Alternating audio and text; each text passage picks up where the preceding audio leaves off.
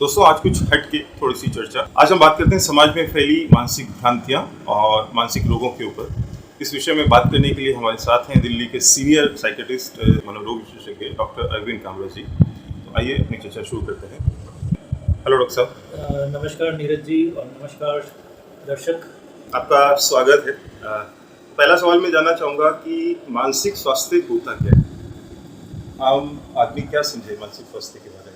देखिए, mental health या मानसिक स्वास्थ्य की जो परिभाषा है उसको अगर समझते हैं तो वो एक उचित या मानसिक स्थिति है, एक अच्छी मानसिक स्थिति जो हमें रोज़मर्रा के स्ट्रेस से डील करने में हमें सहायता दे, हमें आसपास की परिस्थितियों को ढंग से समझने की, उसके हिसाब से हमें एक्शन लेने की, एवं हम इतने एनेबल्ड हों, इतने उपयोगी हों कि हम समाज को कुछ दे सकें, इस लायक बनाए, वह एक उचित मानसिक स्थिति है। उससे ही हम मानसिक स्वास्थ्य जी, लेकिन मानसिक स्वास्थ्य और मानसिक रोग से जुड़ी भ्रांतियों के बारे में हम बात करें उसके पहले मैं जानना चाहूँगा कि मानसिक रोग होते क्या हैं, अगर आप सिर्फ नाम ही बताएं तो। जी बिल्कुल। देखिए, कॉमन मेंटल डिसऑर्डर होते हैं जैसे डिप्रेशन, अवसाद, anxiety disorders, obsessive compulsive disorder, OCD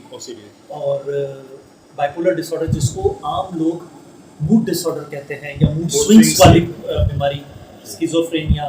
फिर हम उसके बाद तो बहुत सारे जैसे नशे पे निर्भरता, ड्रग डिपेंडेंस, ये बच्चों की बहुत सारी बीमारियां जैसे ADHD, जहाँ अत्यंत चंचल बच्चे होते हैं, attention deficit hyper activity disorder, autistic disorder, ये सब जो है ये मनोरोग, अलग अलग तरह के मनोरोग उसमें कम हैं। अच्छा, बहुत सारी मानसिक रोग से जुड़ी भ्रांतियाँ हमारे समाज में हैं, बहुत सारी हैं, उनके बारे में भी जानकारी जानना चाहूँगा। तो जो पहली भ्रांति आमतौर पे समाज में मिलती है वो ये है कि मानसिक रोग जो है वो रेयर हैं, मतलब बहुत कम होते हैं, बहुत कम मिलते हैं समाज में। इस बात में कहाँ तक सच्चाई है?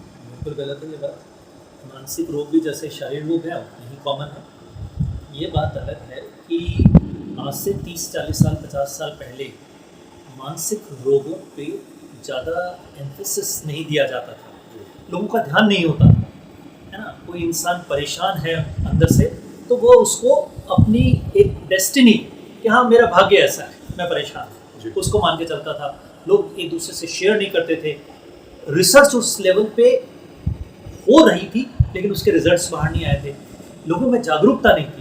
इसलिए ये माना जाता है अरे मानसिक रोग तो किसी किसी को होते हैं, ये आम बीमारी नहीं है, क्योंकि बिल्कुल गलत है। अच्छा, इसी से रिलेटेड अगला सवाल कि मानसिक रोग जो आपने बताया है इनका कारण क्या है समाज में? जैसे आमतौर पे हम लोग जानते हैं कि पालन पोषण में कमी हो गई, छुआछूत हो गया या कोई देवी प्रकोप हो गया, तो इन भ्रांतियों के बारे में आप क्या कहना चाहिए? देखिए, भ्रांति का मतलब ही अगर हम कहें तो गलत फहमी है ना, गलत धारणाएं जो प्रचलित हैं और जो एक जनरेशन से अगली जनरेशन को दी जा रही है बिना साइंटिफिक एविडेंस के, ये सारी भ्रांतियाँ, ये बिल्कुल गलत है। मानसिक रोगों का कारण ना कोई देवीय प्रकोप है, ना पालन पोषण में कमी है, ना छुआछूत है। अधिकतर मानसिक रोगों के कारण जो कि रोगी हमसे पूछते हैं हमेशा कि डॉक्टर साहब ये रोग मुझे क्यों हुआ, क्या स्ट्रेस के कारण हुआ, या मेरे घर में ये दिक्कत आ गई, या मैंने बचपन में खाने पीने पे ध्यान नहीं दिया, या मेरे साथ मेरे परिवार के ऊपर हमने कोई देवी देवता का प्रकोप है, कोई श्राप है। ये बिल्कुल गलत है। मानसिक रोग की इटियोलॉजी या कारण मल्टी फैक्टोरियल, बहुत सारे फैक्टर्स इन्वॉल्व हैं। जीन्स हैं, व्यक्ति की पर्सनैलिटी है, एनवायरनमेंट है, स्ट्रेसर्स हैं, इन सब का कॉम्प्लेक्स इंटरप्ले है। दैट मीन्स एक फैक्टर अपने आप में संपूर्ण नहीं है, सभी फैक्टर मिलके कंट्रीब्यूट करते हैं। तो बहुत सारे कारण मिलके उसको मानसिक रोगी बना देते हैं। एग्जैक्टली। तो कभी हम एक चीज़ पे उंगली नहीं उठा सकते हैं, हाँ ये था इसलिए मैं मानसिक रोगी हुआ। एक घर के अंदर एक व्यक्ति, मान लीजिए किसी देहवासन हुआ, कोई दुनिया छोड़ के चला गया, घर के अंदर 5 मेंबर थे, एक डिप्रेशन में गया, 4 अपनी जिंदगी जी रहे हैं, तो स्ट्रेसर तो सेम ही था ना, loss of A loved person जिससे आप प्यार करते हैं उस पर, लेकिन एक को ज़्यादा हुआ परेशानी, बाकी को नहीं हुई। तो यहाँ हम ये नहीं कह सकते कि हाँ यही एक कारण था इसलिए उसको डिप्रेशन हुआ, और भी फैक्टर्स हो सकते हैं। जी, अब इसी संबंध में जैसे आज के सिनेरियो में हम देख रहे हैं कि छोटी छोटी बात पे, हम बच्चों की अगर बात करें, टीनेजर्स की बात करें, छोटी छोटी बात पे उनको गुस्सा बहुत जल्दी आता है, वो सुनना पसंद नहीं करते, वो एग्रेसिव बहुत ज़्यादा हो गए। तो क्या हम इसको मानसिक रोग मानेंगे? देखिए सबसे इम्पोर्टेंट है कि हमें ये देखना है, हम सिम्टम देख रहे हैं, एग्रेशन एक सिम्टम है। जी। हर सिम्टम को हम मानसिक रोग की श्रेणी में नहीं रख सकते, अच्छा। ठीक है ना। जी। एक व्यक्ति उदास है, इसका मतलब वो डिप्रेस नहीं है। एक व्यक्ति को अचानक से घबराहट बेचैनी हुई, इसका ये मतलब नहीं है कि वो एंजाइटी डिसऑर्डर का रोगी है। लेकिन एक क्रांति व्यक्ति तो को ये- अचानक से गुस्सा आया, इसका ये मतलब नहीं है कि वो एग्रेसिव पेशेंट है, उसको बाइपोलर डिसऑर्डर है या स्किज़ोफ्रेनिक एग्रेशन है। नहीं, एग्जामिनेशन करना होता है। मैं सबको ये समझाता हूँ कि देखिए, नॉर्मल सिम्टम और एबनॉर्मलिटी, इसके अंदर एक हेयरलाइन डिफरेंस है, और उस हेयरलाइन डिफरेंस को आप कहते हैं नॉर्मल सी या नॉर्मल रहने की एक लाइन। जब उस लाइन को हम क्रॉस करते हैं, तभी वो मनोरोग का लक्षण के रूप में अपने आप को जस्टिफाई करता है, चाहे वो एग्रेशन हो, चाहे वो उदासी हो, चाहे वो घबराहट बेचैनी हो। तो इसी चर्चा को हम आगे बढ़ाएंगे दोस्तों, लेकिन अगर आपको ये जानकारी अच्छी लग रही हो, आपको ये आपके हेल्थ से रिलेटेड बेनिफिशियल लग रहा हो, तो चैनल सब्सक्राइब कीजिएगा, बेल आइकन दबाइएगा। आगे चर्चा को बढ़ाते हैं कि हम कब माने कि किस सिम्टम से हम या कोई भी पर्सन मानसिक रोग की तरफ जा रहा है। वो कौन से साइन हैं जो हमें सचेत करते हैं, हमें सचेत हो जाना चाहिए कि एक आदमी बहुत उदास है, बहुत ज़्यादा उदास ही रहता है, एक आदमी बहुत टेंशन में रहता है, एक आदमी बहुत एग्रेसिव रहता है, तो उसकी बॉडी की नेचर है, उसकी पर्सनैलिटी है, या वो धीरे धीरे मानसिक रोग की तरफ जा रहा है। तो कहाँ पे हमें सचेत हो जाना चाहिए? देखिए, ऐसा है कि मानसिक रोगों का जैसे शारीरिक रोगों का क्लासिफिकेशन होता है, वैसे ही मानसिक रोगों का भी क्लासिफिकेशन जी बिल्कुल है ना। इंटरनेशनल क्लासिफिकेशन ऑफ डिजीजेस एक बुक आती है जिसके अंदर सारी डिजीजेस का क्लासिफिकेशन है। ठीक है। क्लासिफिकेशन के साथ हर बीमारी के बाकायदा कुछ क्राइटेरिया डिफाइंड होते हैं जी। कि भाई ये क्राइटेरिया फुलफिल करेगा तो आप इस व्यक्ति को इस रोग का रोगी माने रोगी मानेंगे, बिल्कुल। ठीक है। आज मैं उदास हूँ, आज उदास हूँ, लेकिन मैं कल ठीक हो गया तो मैं डिप्रेशन का रोगी नहीं। ओके। लेकिन यही उदासी के साथ कुछ और लक्षण जुड़ गए, जैसे मैं अधिकतर समय अगले 2 हफ्ते, 1 हफ्ते, 2 हफ्ते तक उदास ही रह रहा हूँ। मेरे को हर वक्त अपने अंदर एनर्जी का, ऊर्जा का अभाव नज़र आ रहा है। मेरी किसी से बात करने की इच्छा नहीं कर रही है। मेरे भूख, प्यास, नींद, सेक्सुअल फंक्शनिंग, ये डिस्टर्ब होने शुरू हो गए हैं। यहाँ पर डेफिनेटली डिप्रेशन के डायग्नोसिस की तरफ हम जा चुके हैं। तो मानसिक रोगों में एक सिंड्रोम कॉम्प्लेक्स कह सकते हैं कि कोई एक लक्षण, क्लासिफिकेशन फीचर नहीं है, ये लक्षण है इसका रोगी है, इसके साथ कुछ और लक्षण भी होंगे, उनकी ड्यूरेशन भी फिक्स है। साथ ही साथ ये सबसे इम्पॉर्टेंट है कि ये लक्षण आपके social, academic, occupational, personal, family, इस किसी भी स्फीयर, है ना, इतने सारी चीज़ें मैंने बताई है, इनमें से सभी स्फीयर से मैक्सिमम फंक्शनिंग को इम्पेयर कर रहा है। आपकी समाज के अंदर जो हमारी फंक्शनिंग है, हमारी अगर बच्चा है स्कूल जाता है उसकी एकेडमिक फंक्शनिंग होती है ना। एक व्यक्ति है जॉब पे जाता है तो उसकी जॉब के अंदर फंक्शनिंग होती है ना। ये सोशल, ऑक्यूपेशनल, एकेडमिक, इन फंक्शनिंग के अंदर इम्पेयरमेंट आ रहा है। इम्पेयरमेंट आ रहा है मतलब वो नॉर्मल स्तर से काफ़ी नीचे गिर रही है। ये एक बहुत बड़ा इम्पॉर्टेंट क्राइटेरिया है जो हमें भूलना नहीं चाहिए जब हम मानसिक रोगों का डायग्नोसिस करें। बहुत अच्छी जानकारी। तो हम ये मान सकते हैं कि जैसे मान लीजिए किसी को एकदम दौड़ लगा के यहाँ उसका थोड़ा घबराहट हो गई, दम फूल गया, तो हम उसको हार्ट प्रॉब्लम नहीं बोलेंगे, लेकिन कंटिन्यू उसका अगर दम फूल रहा है, रोज़ फूल रहा है, बैठे बैठे फूल रहा है, तो हम मान सकते हैं कहीं ना कहीं हार्ट प्रॉब्लम की तरफ या बीपी की तरफ हो जा रहा है। तो सैन यही हम मानसिक रोग में मान सकते हैं। देखिए, बिल्कुल जैसे कोई भी सिम्टम है, जैसे इन्होंने कहा कि हाँफना, अब वो दौड़ने से तो सब हाँफेंगे, लेकिन वो दौड़ नहीं रहा है, शांति से बैठा है, हल्का फुल्का कुछ कदम चल रहा है, लेकिन फिर भी उसकी सांस फूल रही है। बिल्कुल। तो हमें ये है कि हाँ भाई, उसका हार्ट कहीं ना कहीं कॉम्प्रोमाइज़ हो रहा है। इसी तरह मैं गाड़ी चला रहा हूँ, मैं बड़े आराम से गाड़ी चला रहा हूँ, गाड़ी अपनी 50, 60, 70 की स्पीड पे चल रही है, अचानक से सामने कोई आ जाता है और मुझे एकदम से ब्रेक मारना पड़ा। मैंने एकदम से ब्रेक मारे, एक्सीडेंट होते होते बच गया। लेकिन आप देखेंगे अगर आपके साथ भी कभी ऐसा हुआ हो, एकदम से हार्ट बीट बढ़ती है, जिसको हम कहते हैं धड़कन तेज हो गई, पाल्पिटेशन हो गया, थोड़ा सा हाथ पैर में चींटियों से चलने का एहसास होता है, घबराहट सी होती है, खून ठंडा हो जाता है। एग्जैक्टली। उसकी थोड़ी देर बाद हम गाड़ी चलाते हैं, अगले आधे घंटे में हम नॉर्मल हो जाते हैं। तो ये क्या ट्रांसिएंट एंजाइटी हुई हमें, एक बहुत ही क्षणिक घबराहट और बेचैनी का एहसास। लेकिन अब ये घबराहट और बेचैनी हमें हर थोड़ी थोड़ी देर में होने लगे, बिना कारण होने लगे, है ना। हम बहुत ज़्यादा भविष्य की चिंता करने लगे, जो भविष्य अभी किसी ने देखा ही नहीं है, लेकिन हमको उससे सोच सोच के चिंता होने लगे। तो कहीं ना कहीं हम एंग्जाइटी डिसऑर्डर की तरफ बढ़ रहे हैं, या हमारा कंप्लीट वर्कअप होगा तो शायद हम एंग्जाइटी डिसऑर्डर के मरीज निकले। जी। अब एक भ्रांति समाज में, जो कि हमारे गांव के परिप्रेक्ष्य में बात करूं, बहुत प्रचलित है कि बच्चा अगर उनको लगता है मानसिक रोगी है या कोई तनाव में है, एंजाइटी में है, डिप्रेशन में है, इसकी शादी कर दो, इससे ही हो जाएगा। इस बात में कहाँ तक सच है? जैसे आपने कहा नीरज जी, ये भ्रांति है तो ये भ्रांति है। जैसे यंगस्टर्स रहते हैं 20 से 30 साल की एज के, ठीक है ना, उनके घर वाले आके उनके सिम्टम बताने के साथ साथ बीच के अंदर ये कहते हैं अच्छा शादी करने से ठीक हो जाएगा, या कुछ लोगों का ये होता है इसकी आबो हवा बदल देते हैं, इसको कहीं दूसरी जगह भेज हाँ, देते हैं। ऐसा भी होता है। तो क्या ये ठीक हो जाएगा? देखिए, आबो हवा बदलने से या शादी करने से कोई ठीक नहीं, ठीक है ना। नहीं तो ये तो दुनिया के सारे चिकित्सा शास्त्र की किताबों के अंदर ये लिखा होता, ये बीमारी इलाज शादी, है ना। जी। ऐसा होता नहीं है, आप भी जानते हैं, बिल्कुल। ठीक है ना। एक इंसान शादी करने के बाद उसके स्ट्रेसर्स कम नहीं होंगे, कुछ एक्स्ट्रा जुड़ेंगे जरूर, जहाँ तक मैं समझता हूँ, ठीक है ना।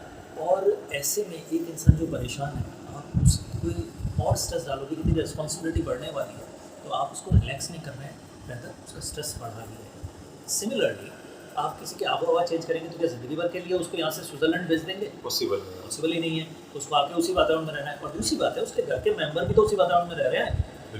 ये हम क्यों भूल जाते हैं कि एक व्यक्ति अगर उस वातावरण में रह के परेशान है तो प्रॉब्लम उस व्यक्ति के अंदर कोई बीमारी से है, ना कि वातावरण से। उसी वातावरण में घर के सारे मेंबर भी तो आराम से रह रहे हैं। बिल्कुल। तो इसी जगह मतलब वो कौन सा फैक्टर है, एक परिवार में एक जगह पर 5 लोग रह रहे हैं, 4 बिल्कुल हेल्दी हैं, एक को थोड़ा सा मेंटल इशू है, तो वो कौन सा उसके इनिशियली फैक्टर है जो उसको इस डिसऑर्डर की तरफ लेके जा रहा है? मतलब वो उसका क्या आत्मविश्वास कम है, या उसकी थिंकिंग पावर कम है, या उसका कॉन्फिडेंस कम है, या और कोई भी दूसरा उसके कोई हार्मोनल चेंजेस हैं या कोई केमिकल चेंजेस हैं, क्या कारण है? ये सब मिथ्स हैं। हार्मोनल चेंजेस, केमिकल चेंजेस तो होने के कारण मानसिक रोगों का कारण बताया गया है, जो कि आप लोगों ने कई जगह सुना, जिसकी स्टार्टिंग मुन्ना भाई MBBS से हुई थी, कि बोला गया था केमिकल लोचा होता है ब्रेन के अंदर, है ना। आपने जैसे कहा कि एक व्यक्ति को हो रहा है, उसके अंदर क्या कमी है, उसके आत्मविश्वास में कमी है, उसके सोचने के तरीके में गड़बड़ है। नहीं, हमें ये बिल्कुल नहीं कहना है। आत्मविश्वास की कमी, उसका नकारात्मक सोच, ये तो उसकी बीमारी के लक्षण है, ना कि ये वो फैक्टर्स हैं जिससे बीमारी हो रही है। मतलब जो मैं कहना चाहता हूँ, हम बाय प्रोडक्ट को बीमारी नहीं मान रहे हैं, बीमारी कि भाई इस प्रोडक्ट से बीमारी हो रही है, नहीं, बीमारी से ये प्रोडक्ट पैदा हो रहा है। अगर मैं डिप्रेशन में हूँ तो मेरे अंदर आत्मविश्वास की कमी झलकेगी, मेरी सोच नकारात्मक होगी, आसपास सब कुछ अच्छा है, लेकिन मुझे जीवन में मैं फ्यूचर की तरफ सोचूंगा तो लगेगा कि मेरा फ्यूचर तो पूरा अंधकार में है, मेरे लिए कुछ नहीं बचा इस दुनिया में। थोड़ा विस्तार से बताऊँ, सुसाइड में। हाँ, मैं भी यही सवाल करना चाह रहा था कि आज के सिनेरियो में खासतौर से आप कोटा की बात करें, हमारा कोटा बहुत फेमस है सुसाइड के लिए। कोचिंग्स में जरा सा बच्चा कम परसेंटेज आए या सेलेक्ट नहीं हुआ, तुरंत सुसाइड करता है, तो ये क्या है, कारण क्या है? देखिए, स्टूडेंट्स के अंदर सुसाइड, कोटा इनफेमस हो रहा है सुसाइड के लिए।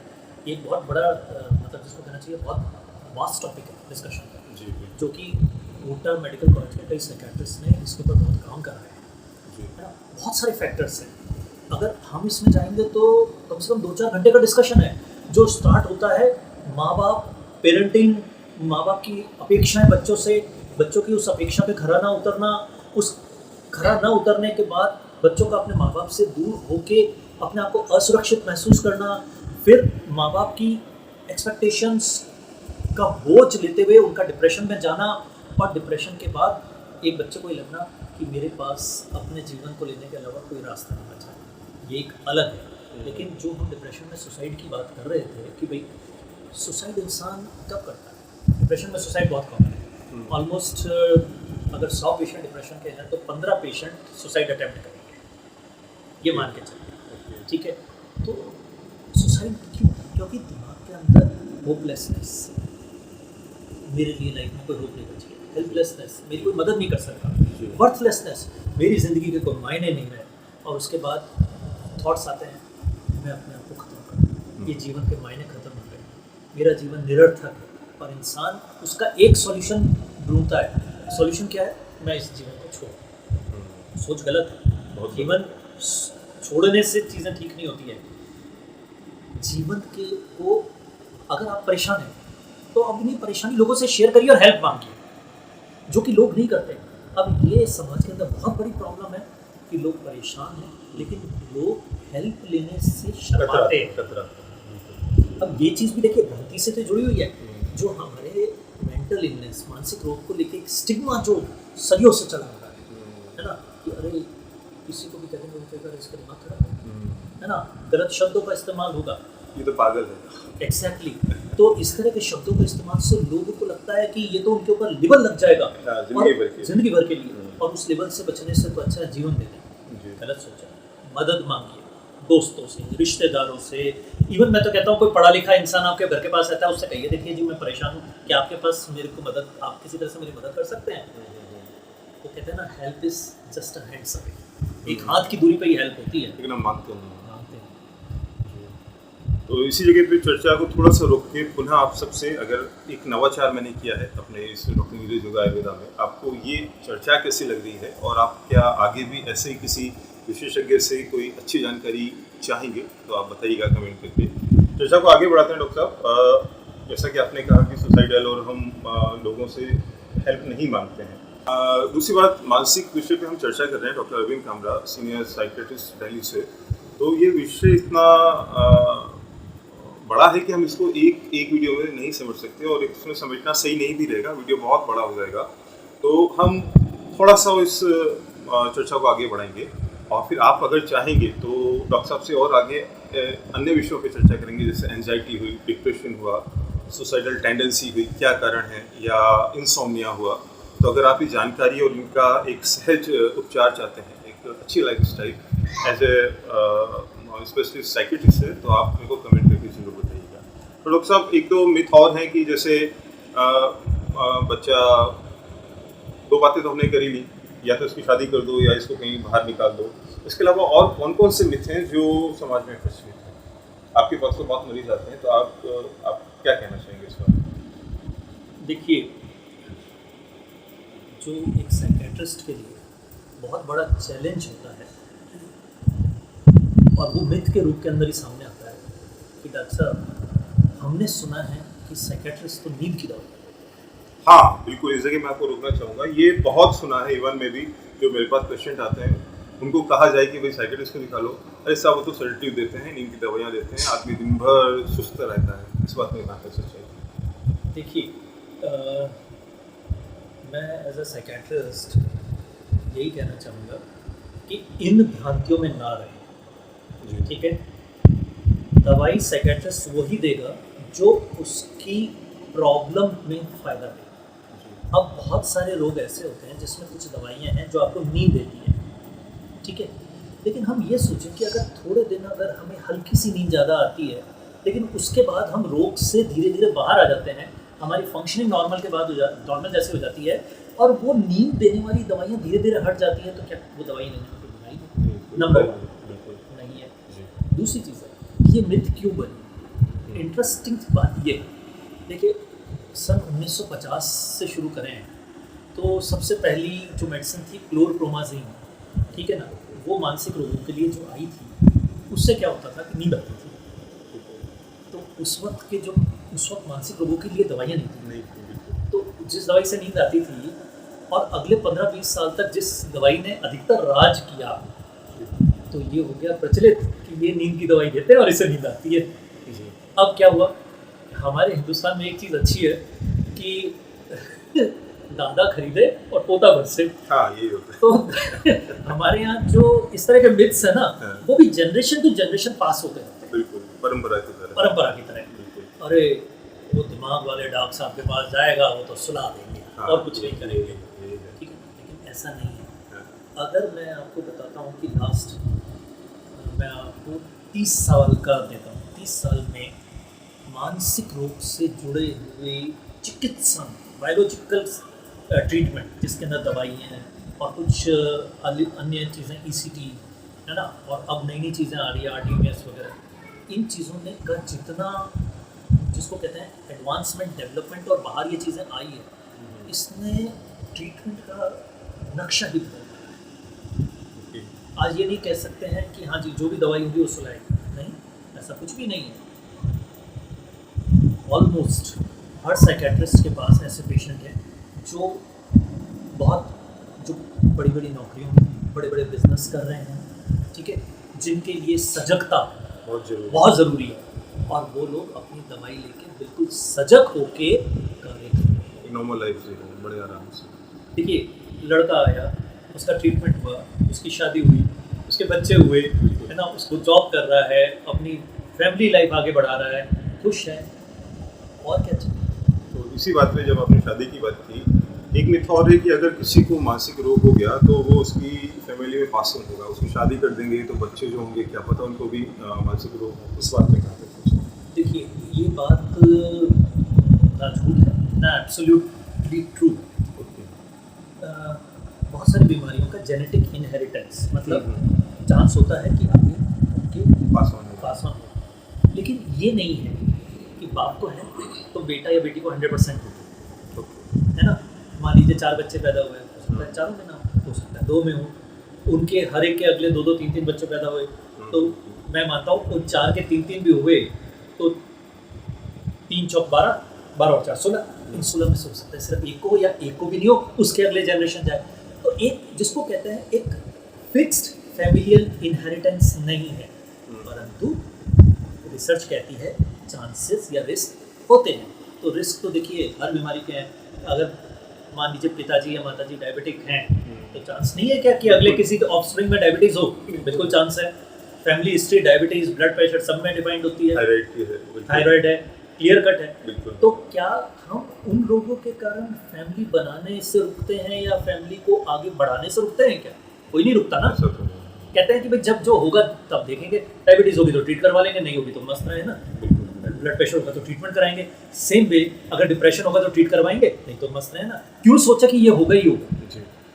लेकिन अब जैसा आपने डायबिटीज और हाई बीपी की बात करी, लोगों की एक मिथ ये भी है, भ्रांति की, जैसे डायबिटीज हाई बीपी की दवा जिंदगी भर आपको खानी है। ऐसे अगर एक बार आपको मेंटल डिसऑर्डर हो गया या मानसिक रोग हो गया तो आप जिंदगी भर मरते दम तक आपको दवा लेनी है। इस बात में कहाँ तक सच है? गलत है ये बात। देखिए कुछ इलनेसेस हैं जो अगर रेजिस्टेंट हो जाए ट्रीटमेंट को, जैसे ट्रीटमेंट कराया ठीक हुई, परंतु किसी कारण से मान लीजिए क्या होता है, डायबिटीज़ और ब्लड प्रेशर का मरीज़ को एक बार कह दो ना कि दवाई नहीं छोड़नी है, वो हमारे यहाँ पर ये बहुत बड़ी प्रॉब्लम है। हम शारीरिक स्वास्थ्य को बहुत उच्च दृष्टि से देखते हैं, बहुत इंपॉर्टेंस देते हैं, मेंटल हेल्थ को इंपॉर्टेंस नहीं देते हैं, ये तो है ना। डायबिटीज़ हो गई अमूमन दवाई नहीं छोड़ेंगे, ब्लड प्रेशर हो गई अमूमन दवाई नहीं छोड़ेंगे, क्यों? क्योंकि मरने का डर होता है।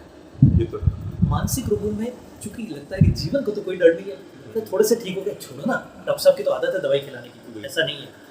डिप्रेशन, एंग्जाइटी और बहुत सारी बीमारी है जहाँ पर 6 महीने, 9 महीने, साल, 1.5 साल दवाइयाँ चल के बंद होती है, लेकिन ये फिक्स नहीं कि 6 ही चलेगी या 3 ही चलेगी, जैसे टीबी में 9 महीने, ऐसा फिक्स नहीं है। फैक्टर्स पे डिपेंड करता है, जो कितनी जल्दी क्योर हो रहा है, कितना उस ट्रीट हो रहा है, हाँ, क्योर नहीं हो रहा है, ट्रीट हो रहा है।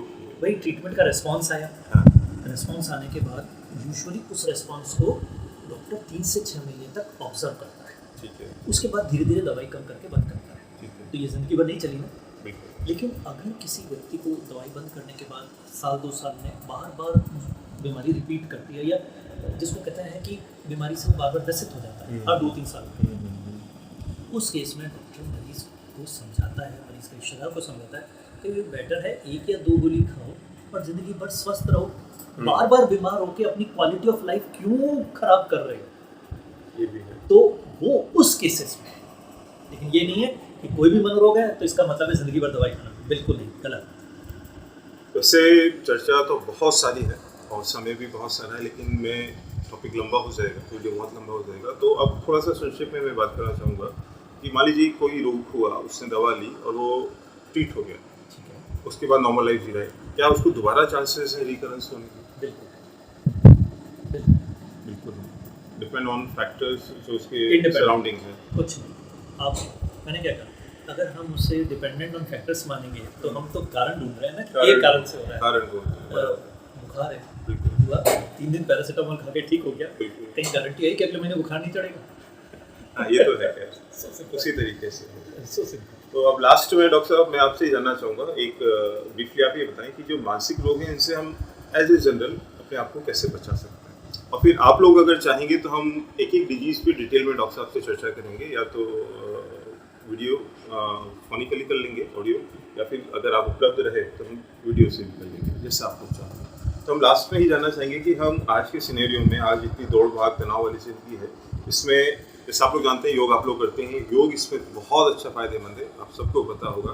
तो इसी बारे में मैं तो बोलता ही हूँ, क्योंकि मैं आयुर्वेद का डॉक्टर भी हूँ और योगी भी हूँ, तो मेरी बात तो आपको हो सकता है घर की बात लगे। मैं आपसे जानना चाहूँगा एज ए स्पेशलिस्ट कि योग प्राणायाम का, ध्यान का आपके इस मानसिक रोग को सही करने में कितना योगदान है? अब यहाँ पर देखिए, गेम को उल्टा करें। अभी तक मैं ज़्यादा बोल रहा था, अब योग के बारे में ही इज़ द स्पेशलिस्ट ये विशेषज्ञ है, जितना अच्छी जानकारी ये देंगे शायद मैं उतना कभी नहीं दे पाऊँ। लेकिन एक चीज़ जरूर कहूँगा, yoga is a medicine for spiritual wellbeing, definitely है ना। आत्मिक रूप से वेलबींग रखने का जिसको कहते हैं, उसकी योगा एक मेडिकेशन है। तो जो लोग योगा से जुड़ते हैं वो बहुत बहुत बहुत अच्छा काम कर रहे हैं। हमारे देश का, विदेश में भी लोग जुड़ रहे हैं योग से, वो तो ऑल ओवर वर्ल्ड में तो लोग होते हैं। योगा करना is a very very good thing, है ना। जी। तो नंबर 1। अब दूसरी चीज़ डॉक्टर नीरज ने मेरे से पूछी कि क्या हम मानसिक रोग से बच सकते हैं कुछ करके? हाँ, देखिए, इसका जवाब बहुत ज़्यादा ना पॉजिटिव है और ना बिल्कुल नेगेटिव है। ठीक है। देखिए, हम पॉजिटिव लाइफस्टाइल पैटर्न को फॉलो करें, हम हमारे जीवन शैली को अच्छी रखें, तो संभावना है कि हम मानसिक रोगों से बच सकते हैं। समय पे खाना, 8 घंटे की नींद, समय पे काम, 8 या 9 घंटे का अपना काम। इसके अलावा जो सबसे ज़रूरी है वो है सोशल इंटरेक्शन, हाँ, कम्युनिटी के साथ जुड़े रहना, ये आजकल इसका बहुत लैक हो रहा है। है ना। हम अधिकतर क्या करते हैं, बड़े हों बूढ़े हों, सब मोबाइल- जने आजकल सब मोबाइल पे मोबाइल लगे से। हुए हैं। सबको वो महामारी हो गई है। नहीं तो मेरे ख्याल से आपने भी छुटपन में देखा होगा, मैंने तो अपने बाल्यकाल में देखा ही है कि शाम के वक्त 6 बजे के बाद सब पार्क में घर के जाते हैं। घर की लेडीज़ खाना बना के बाहर आ जाती थी 6:30-7 बजे। सब लेडीज़ अपना ग्रुप बना के चर्चा करती थी। घर के मेल्स काम पे आते थे, उनकी अपनी चौपाल या अपने उस पे बैठते थे, गप्पे शप्पे लगाते थे 8 बजे। ये क्या है? इसका रोल साइकेट्री कहती है। साइकेट्री में देखिए टर्म्स अलग है। जी, वेंटिलेशन, वेंटिलेशन, ठीक है ना। हम क्या करते हैं, हाँ। अपने मन की बातें बोल के हल्के हो जाते हैं। बिल्कुल बिल्कुल, जो हमारे बड़े बूढ़े एक कहावत कहते हैं कि सुख बांटने से बढ़ता है और दुख बांटने से घटता है। बराबर है। तो वो वेंटिलेशन, जी, हमने अपने दुखों को वेंटिलेट किया। आज मेरे को कोई प्रॉब्लम है, मुझे उसका सोल्यूशन नहीं मिल रहा है ना, क्योंकि कई बार ऐसा होता है कि अपने ऊपर बीत रही होती है तो समझ नहीं आता क्या करें। परंतु वही मैं डॉक्टर नीरज के साथ शाम को बैठा, मैंने कहा यार नीरज जी, इन्होंने मेरा चेहरा देख के कहा, अरे क्या हुआ, आज आप परेशान दिख रहे हो, जी। चलो आओ एक एक लिम्का या फेंटा पीते हैं। तो फेंटा पीते पीते हमारी बातें हुई। मैंने कहा यार ये दिक्कत आ रही है। हाँ। तो मैंने कहा अच्छा ये एक बार ये करके देखो, होता है। करने में कुछ दिक्कत नहीं है। बिल्कुल। और मेरे दिमाग में हाँ यार, ये चीज़ तो मैं सोच नहीं रहा था, डॉक्टर साहब ने बता दी, जी। चलो करके देखते हैं। बिल्कुल। करके देखा, सॉल्यूशन निकल आया। बिल्कुल। तो हमें कम्युनिटी, सोशल इंटरेक्शन, समाज में नियमित रूप से सक्रिय रहना, लोगों से मिलना जुलना, ठीक है ना, ये चीज़ छोड़नी नहीं है। हम लोग आजकल एक कोकून में, एक छोटे से उसके अंदर दायरे में अपने आप को बंद कैद है। करके रह रहे हैं, और उस दायरे को नाम दे रहे हैं प्राइवेसी। प्राइवेसी, बिल्कुल, प्राइवेसी रहना ज़रूरी है, लेकिन एक प्राइवेसी की हद भी सीमाएं हैं, बिल्कुल। ठीक है ना। ये नहीं है कि सबसे कट जाओ और कह दो ये मेरी प्राइवेसी है, ठीक है। वैसे भी मनुष्य एक सामाजिक प्राणी है। एग्जैक्टली। तो सब सोना, जागना, खेलना, योग करना, है ना, शाम को लोगों के साथ हंसी Gossip मजाक करना। करना, थोड़ा सा, है ना, काम में पूरा मन लगाना, ईमानदारी से काम करना, ये सारी चीज़ें जहाँ हमें एक जिसको कहते हैं पॉजिटिव या सकारात्मक जीवन शैली, जी, इसको रखने से हम काफ़ी हद तक मनोरोगों से बच सकते हैं। बहुत अच्छी जानकारी डॉक्टर साहब। तो यहाँ पे पुनः आप सभी से कहना चाहूँगा कि आज बहुत अच्छी चर्चा हमारी डॉक्टर अरविंद कामरा जी से हुई। अगर आप चाहते हैं कि ऐसी सीरीज़ हम और इस चैनल पे देखें तो आप अपने कमेंट में बताइएगा, और किस डिजीज़ पे आप जानकारी देना चाहेंगे वो भी बताइएगा। साथ ही जो नए साथी आज हैं उनको मैं बता दूं कि पिछले 4 साल से निःशुल्क ऑनलाइन योगा सेशन मेरे चलते हैं। आप उनको ज्वाइन कर सकते हैं एवरी मॉर्निंग 6 to 7। आप नए हैं तो सब्सक्राइब कीजिएगा ताकि आपको नोटिफिकेशन मिले, बेल आइकन दबाइएगा। और इस वीडियो को आज के समाज के हित के लिए ज़्यादा से ज़्यादा शेयर कीजिएगा, लाइक कीजिएगा और अपने बहुमूल्य कमेंट से उनको